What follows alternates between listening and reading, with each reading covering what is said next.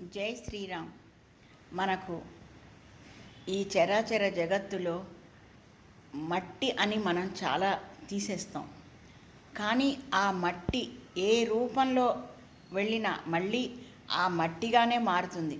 ఆకారంలో ఉన్నప్పుడు మట్టి చెయ్యకముందు మట్టే, ఆకారం చేశాక మట్టే, ఆ మట్టి ఆకారం పగిలిపోయాక కూడా మట్టే.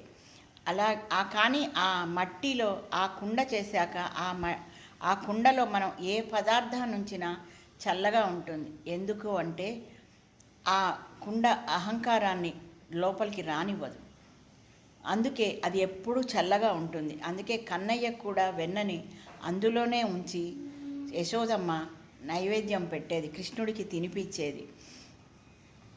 మనం కూడా ఈ పరమాత్మ నుంచి కదిలి వచ్చిన మనం కూడా ఎప్పటికైనా పరమాత్మలోనే కలిసిపోవాల్సిందే అని మనం దృఢీకరించుకొని ఉండాలి. ఈరోజు నాది కాదు, రేపు నాది కాదు, అంతకుముందు నాది కాదు. అందుకని ప్రతి క్షణం మనం పరమాత్మలోనే కలిసిపోతాము, పరమాత్మ నుంచే ఉద్భవించాము కనుక ఆయన పాదాలని గట్టిగా పట్టుకొని ఉండండి. ఆ మట్టి కుండ మనకి ప్రతి క్షణం ఎన్నో నేర్పిస్తుంది. ఎన్ని రూపాంతరాలు చెందినా మట్టి మట్టిగానే మిగులుతుంది.